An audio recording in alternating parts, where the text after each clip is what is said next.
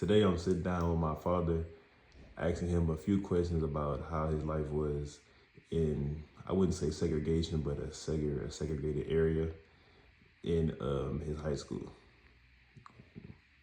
Okay.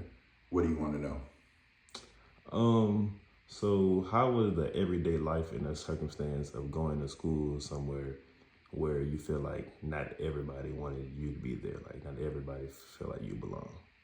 Yeah, so for us, we didn't ever feel the sense of we didn't belong because it's how we grew up and that's all we knew. So that was just life and the everyday experience.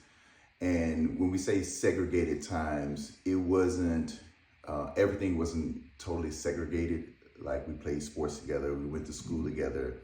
The things that were still functioning in a segregated manner was things like homecoming dances and proms. So there was a white prom and it was a black prom. There was a white homecoming dance, there was a black homecoming dance. So just to be mindful of the times, this was I went to high school in 1994 to 1997, right? So this was as early as those times in 1997, these things were still going on as you had segregated activities when I was going to high school. So we didn't feel like we wasn't wanted. It was just those type of activities continued at that point in time. Okay, so you said that y'all still play sports together and still in the classroom together. So do you feel like there's any like unfairness in that, like in the classroom or in the sports or like any other activities? No, not necessarily or directly that you can see. Not that I can actually point to, because we also played Little League together. So we grew up with those guys and we all got along well. It was still some residual, let's say, segregation within the community amongst the parents and older folks. But as far as the kids, we didn't feel anything towards each other. You kind of see some different treatments within the school and the community, right? Just how we were viewed was differently.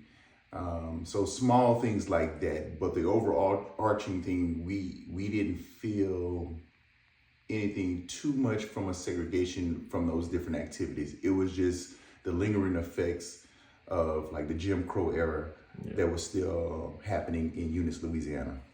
Okay, so on to my final and last question. Is there a point where you felt more accepted in the community than in like other times, or was it all just like the same throughout? Like, did you feel the same throughout your whole time when you stayed in Eunice? I would have to say it was all the same. And I was one that really got along with everybody, regardless of your race or your color. So it really didn't affect me that way. So for instance, when I played Little League basketball, my Little League coach would come pick me up and we'd ride with him to practice, and he was a white guy. And that was my second Little League coach. My first one took me in. I say took me in, but you know, I was around him and his family often, all the time, and treated me fairly. So I didn't see it that way.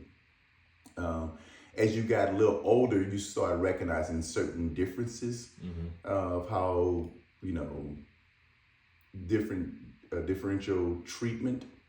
So I was able to see that in other folks, but the different people I hung around, whether white or black, I didn't see it. We knew it was present, but we didn't overall feel it to that extent. Okay, thank you for sitting down with me and expressing your time. You're welcome.